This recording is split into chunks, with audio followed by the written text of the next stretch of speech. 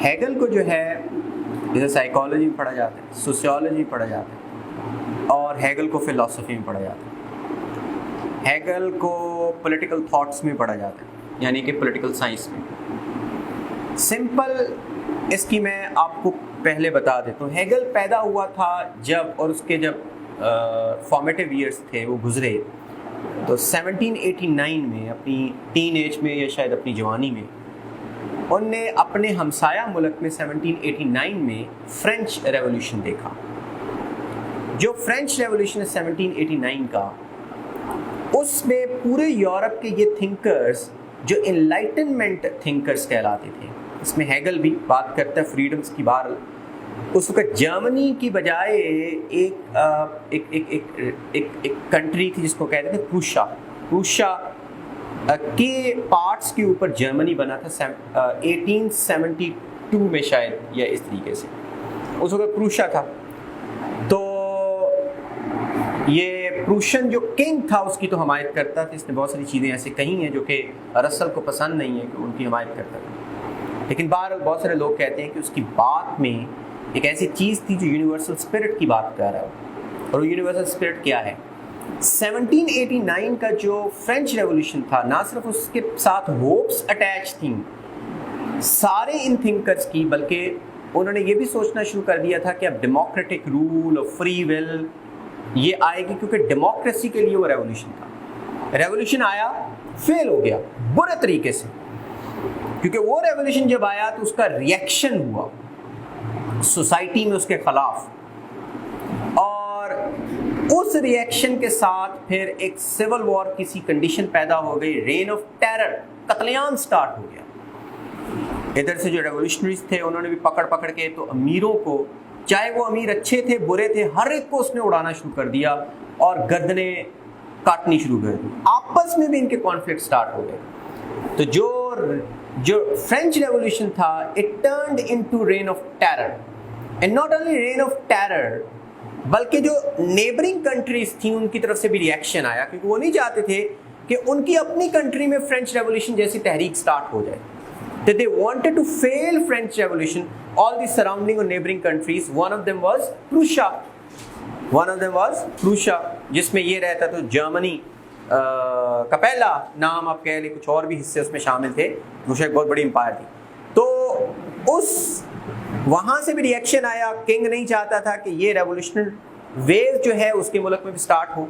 The people could rise against the king or monarchy from behind, from below.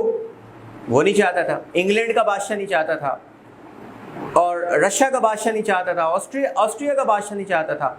Even जो country उसके करीब थी उन्होंने हमला कर दिया, जो कर सकते थे फ्रांस के ऊपर, ताकि रेवोल्यूशन को फेल कर दें एक रिएक्शन के तौर पर, और फिर उस वहाँ पे मोनार्की आ जाए, यानी कि मोनार्क बिठा दें हम।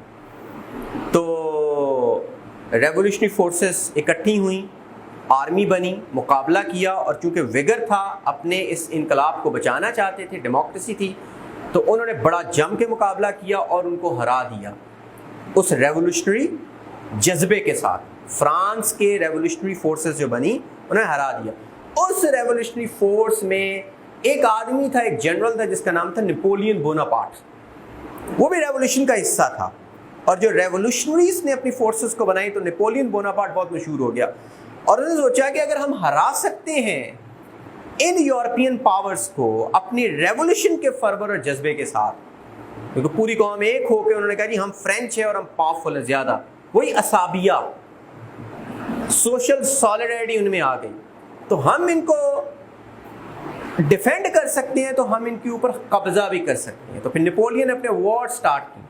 पहली वॉर्स कहलाती थी रेवोल्यूशनरी वॉर्स, जो कि सिर्फ अपने रेवोल्यूशन को बचाने के लिए डिफेंसिवली लड़ी जा रही। अब जो नेपोलियन ने 1790s में वॉर स्टार्ट की और 1815 तक रही हैं, और पूरा यूरोप जो है इस केओस में और पॉलिटिकल अपहीवल में रहा, वो थी नेपोलियनिक वॉर। नेपोलियन अपने आप को एम्परर बना लिया और वो चाहता था मैं पूरे यूरोप पे कब्जा कर लूं और एक बादशाह बन लूं। यूरोप पे कब्जा कर भी लिया मासवाए ब्रिटेन के उसने एक दफा, लेकिन बाद उसको फिर शिकस्त हो गई और उसके बाद खत्म हो गई। इसका इम्पैक्ट बहुत सारे थिंकर्स के ऊपर ठीक ठाक था। उन्होंने सोचना शुरू कर दिया कि फ्रेंच रेवोल्यूशन आया, फेल क्यों हो गया, हालांकि मोटिव्स अच्छे थे। तो इस भाई साहब ने, क्योंकि ये भाई साहब जो है ना, जब टीनेज में आए उस वक्त एक एंटरटेनमेंट होती थी, हमारे 1980s के शुरू में भी एक एंटरटेनमेंट होती थी। ना मोबाइल थे, ना इलेक्ट्रॉनिक मीडिया था, ना फिल्में इस तरीके से आम देखी जाए। कभी कभी कोई फिल्म देखने का मौका सिनेमा में मिल जाता तो वो हमारी बड़ी अचीवमेंट होती थी। या फिर कभी कोई VCR किसी ने लगा दिया, छुप छुपा के चले गए, तोनियाँ शोनियाँ भी खाई, कुट्टे भी खाई, लेकिन वो फिल्म देख ली। बड़ी हमारी कौन सी होती थी? रीडिंग सबसे बड़ी मज़े की चीज़ होती थी। रीडिंग हम बड़ी करते थे और छुप छुप के करते थे। हमारे वालिदैन समझते होते थे कि रीडिंग करने वाला बच्चा ख़राब हो जाता है, यानी जो नावल पढ़ना या रसाले पढ़ना। तो मैंने रसाले कितने जमा किए थे, मेरे दादी ने 2 दफ़ा उसको जलाया भी। या अपनी किताबें क्यों नहीं पढ़ता, रसाले क्यों पढ़ता है। अब मेरे कज़न्स भी और हम भी रसाले इसमें बीच में रख के पढ़ते होते थे। फिर तरह बड़े हुए तो नावल्स बड़े पढ़ने, जैसे इमरान सीरीज़ है, मैंने ढाका डूबते देखा, शहाबनामा, ये उस दौर में 80s में पढ़े हुए हैं हमने। और फिर नसीम हिजाज़ी की बहुत सारी कहानियाँ। और फिर हमें उन दुकानों का पता चल गया जहाँ पे किराए पे रसाले मिलते होते थे। 98 देते थे, लेके आते थे, 2 दिन का उसका होता था टाइम, 54 देते तो 1 दिन का टाइम होता था। तो वो पढ़ना शुरू किया हमने। तो पढ़ अच्छा खासा हमारी रीडिंग हो गई, जो मेरे ख्याल आज के नौजवान नहीं पढ़ते। हम तो खुद बच्चों को कहते हैं कि भी पढ़ो, नहीं पढ़ते वो, क्योंकि अट्रैक्शन बड़ी है ना। आप मोबाइल खोलो, आपको वो हिलने भी नहीं देता इधर उधर। तो रीडिंग का बहुत, उस ज़माने में तो जो मेरे ज़माने की एंटरटेनमेंट थी, जैसे कैसेट होती थी, टेप रिकॉर्डर होता था, गाने को सुन लेते थे। जैसे ही दादा जान का खुंगारा आया फ़ौरन बंद। और इसके अलावा कभी कोई VCR, सिनेमाज होते थे। इवन PTV पे 8 बजे का ड्रामा लगता होता था, 4-5 बजे एक कार्टून 5 के 10 मिनट के लगते। ये भी उस ज़माने में नहीं होता ज़माने में हेगल साहब है। तो इनका काम क्या था? पढ़ना। ये जो फिलोसोफर्स थे, क्योंकि प्रिंटर था, किताबें आम थी, सस्ती थी, पढ़ना एक एंटरटेनमेंट थी। ये बहुत पढ़ा ये। और इसने फिर एक मैच्योर एज आई तो इसने फिलोसफी पढ़नी शुरू कर दी, और इन्हें ऐसी फिलोसफी पढ़नी शुरू कर दी जो ऑब्सक्योर थी। अब बातें देखिए, आपको समझ लग रही है? ये अभी मैंने आसान अल्फाज में लिखा है।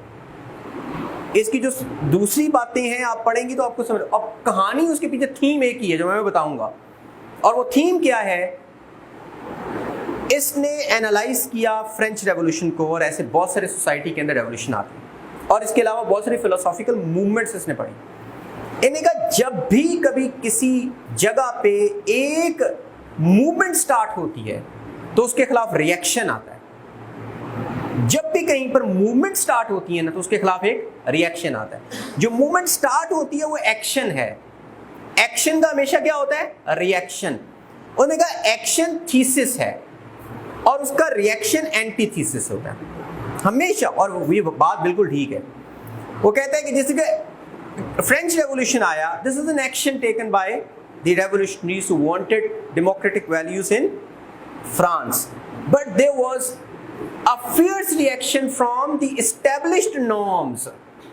जो तब के established norms क्या थे? वो कहते थे बादशाह जो है हमारी आइडेंटिटी है, फ्रेंच किंग और dynasty, this is our identity, we are known determined by the king and the lines of king. As Muslims in India they determined themselves, they identified themselves with Mughals, with slave dynasty, with Muhammad bin Qasim।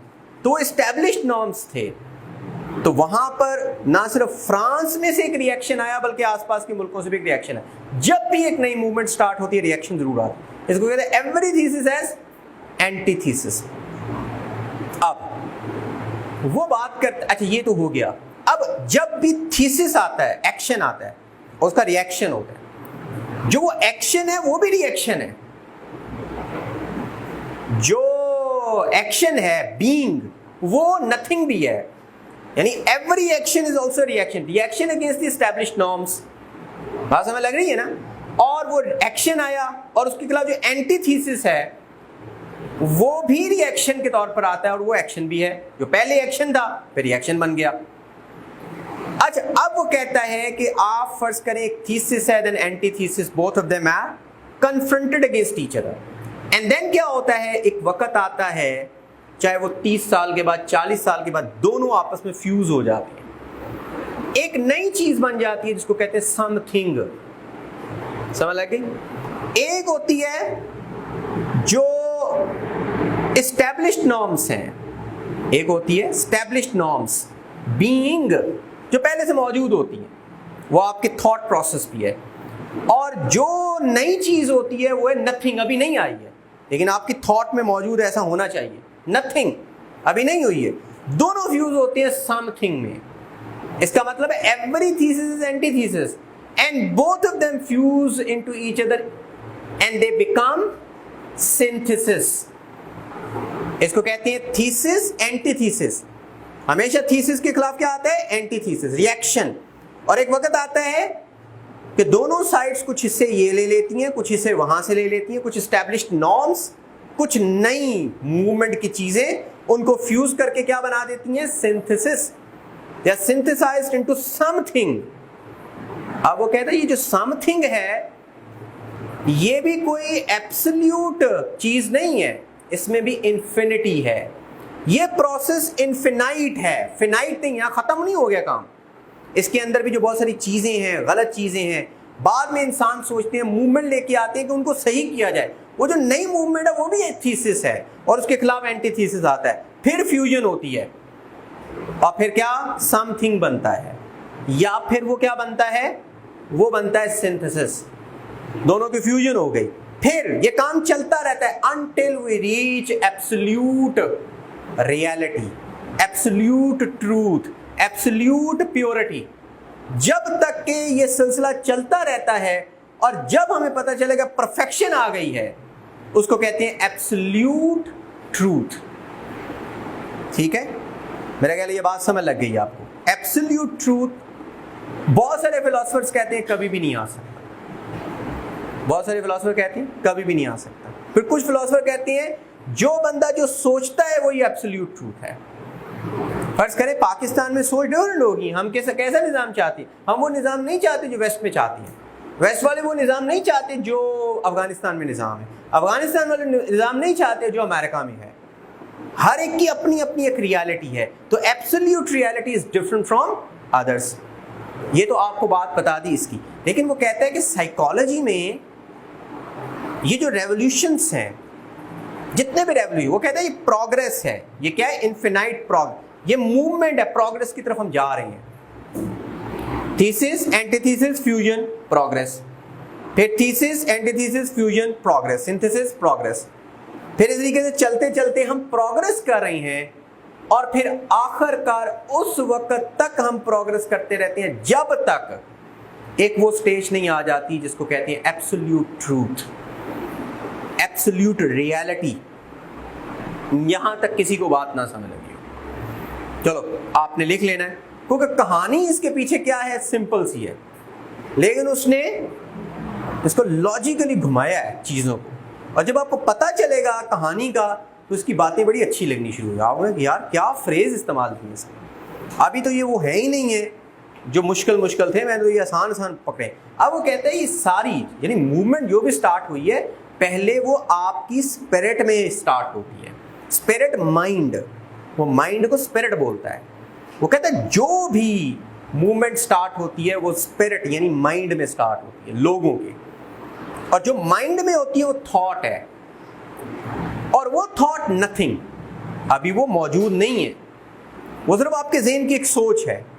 और जो बाहर है, जो established norms है, वो है being, जो मौजूद हैं। फिर वो थॉट और फिर बीइंग ये आपस में मिलते हैं, यानी कि नथिंग और बीइंग ये आपस में मिलते हैं, क्या बन जाती है? समथिंग। वो फिर कहते हैं जो नथिंग है वो भी बीइंग है, आगे चल के हो सकता है वो भी बीइंग बने जो नथिंग है। क्योंकि जब वो फ्यूज हो गया, जो आपकी थॉट है, जब उसकी मूवमेंट आई और थॉट जो है बीइंग बन गई, यानी एस्टैब्लिश्ड नॉर्म्स बन गए, तो फिर आगे चल के वो भी बीइंग हो जाती है। जो नथिंग होती है वो बीइंग बन जाता है। जो अभी नहीं मौजूद है एस्टैब्लिश्ड नॉर्म्स, तो बाद में एस्टैब्लिश्ड नॉर्म्स बन जाती है। यानी डेमोक्रेसी नहीं थी, सिर्फ सोच में थी, तो क्या था? नथिंग। क्या था? मोनर्की थी, तो वो क्या था? बीइंग। अब जब फ्रेंच रेवोल्यूशन आया तो नथिंग क्या बन गया? बीइंग। और बीइंग जो पहले था वो क्या बन गया? नथिंग। और जब ये दोनों मिलती हैं तो दोनों नहीं रहती हैं, ना नथिंग नथिंग रहता है, ना बीइंग बीइंग रहता है। बीइंग नथिंग हो जाता है, नथिंग बीइंग हो जाता है, और फिर एक नई चीज आती है समथिंग। समथिंग क्या है? वो नथिंग भी है और बीइंग भी है। अब समय लग गई होगी, कहानी कोई नहीं है, बस फ्रेज उसने घुमाए हुए हैं। अब देखें, अब मजा भी आएगा। Hegel's logic is a system of dialectics. Dialectics simple logic को कहते हैं। लॉजिक फिलॉसफी उसको डायलेक्टिक्स बोलते हैं। एक ब्रांच है, उसने अपनी एक नई फिलॉसफी का नाम दिया। उसने कहा कि इसका नाम है डायलेक्टिक समथिंग, उसने बोला, मेरे ज़हन है नहीं है, बात वो मैं अभी आपको बताता हूँ। Hegel's logic is a system of dialectics called as dialectical metaphysics. Metaphysics कहते हैं सोच की बातें, स्पिरिट की बातें, वो बातें जो मलंगों वाली बातें होती ऐसे करके। कहाँ पहुंचा हुआ? ये वजद में आया हुआ, उसको मेटाफिजिक्स बोलते हैं ना। वजद में किस लिए? इसकी रूह निकल गई है, कहीं फेर रही है, ये अब ऐसा क्यों फेर है? ये बस अब मलंग हो गया। अब ये मलंग कई होते हैं ना, आप जाते हो दरबार पे, वो भंगड़ा डाल रहा है और डाली जा रहा है, डाली जा रहा है, और ख़वातीन भी भंगड़ा डाल रही होती, उनको पता ये क्या होगा, ये पहुंच गए हैं। उसको मेटाफिजिक्स बोलती हैं। फिजिक्स कहते हैं फिजिकल, मेटा पार, अपनी फिजिकल बॉडी से पार, बियॉन्ड चले गए, यानी स्पिरिट उसकी यहाँ से चल के कहीं और चली गई है, तो उसको कहते हैं मेटाफिजिक्स। मेटाफिजिक्स सिंपल क्या होता है? स्पिरिचुअल बातें, स्पिरिट की बातें, माइंड की बातें, थॉट्स की बातें, या फिलॉसफी और लॉजिक, जो भी जहन से बात निकली वो फिलॉसफी है, या उसको कहते हैं। तो मेटाफिजिक्स डायलेक्टिकल, वो भी लॉजिक को कहते हैं। चलिए इस चीज़ों को मैंने जाना। तो डायलेक्टिकल मेटाफिजिक्स है, it's a development of the principal that thought and being constitute a single unity. समझ लगी थॉट क्या है? क्या है ये कि थॉट जो ज़हन में पैदा हुआ है और अभी वो नथिंग है, और बीइंग जो पहले मौजूद है, नॉर्म्स, वो कॉन्स्टिट्यूट मिल जाते हैं किसमें? सिंगल यूनिटी, एक यूनिटी में। For Hegel the most important achievement of German idealism. German idealism का मतलब आइडियलिस्टिकली बातें करना कि ये हो जाए, वो हो जाए। वो कहते हैं starting with Immanuel Kant and culminating his own philosophy was the argument that reality is shaped through thought. ये बहुत इंपॉर्टेंट है, reality is shaped through thought, कि आपकी अकल से रियलिटी शेप करती है। अकल है सबसे पहले, थॉट, विजडम। इसलिए कहते हैं कि जो आपने सोचा वो रियलिटी है, उसके आगे कोई रियलिटी नहीं है। आप बताएं कोई ऐसी रियलिटी जो आपकी समझ में नहीं आती है चीज, वो रियलिटी है? आप उसको समझ ही नहीं सकते हो ना, वो रियलिटी है। आप किसी ऐसी जगह पे जहाँ पे जंगल में कोई कैनिबल्स रहती हैं, ट्राइबल पीपल रहते हैं, उन्होंने जिंदगी में कभी नहीं देखा हुआ जहाज, अगर फर्ज करो वो यहाँ पे आ जाए, जहाज उसको दिखा दो, क्या कहेगा? क्योंकि उसने सोचा ही नहीं हुआ। वो कहेगा, अच्छा, उसको कहे डिस्क्राइब करे तो वो कहेगा कि एक धात का सख्त किस्म का लोहे का बना हुआ परिंदा है, तो उसके बाजू में उड़ है, और उसके ऊपर बैठा हुआ पायलट क्या होगा? वो गॉड होगा, वो खुदा, को देवता होगा। वो तो यही सोचेगा ना, क्योंकि उसके लिए रियलिटी वही है जो सोच सकता है। तो हेगल कहता है जो सोच है वही रियलिटी है, इसके आगे रियलिटी है ही नहीं इंसान के।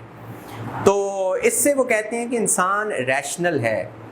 तो जो कोई स्टेट जैसे सोचती है अपने इंसानों का भला, वो रैशनल चीज़ है, उसको इम्प्लीमेंट हो जाना चाहिए। इस पे रसल इसको कहता है कि भाई ये प्रूशा को सपोर्ट कर रहा है मोनार्की को, क्योंकि वो कहते हैं मोनार्की ठीक है, और उनके लोग कहते हैं मोनार्की ठीक है, बादशाह ठीक है, इसे वही ठीक है।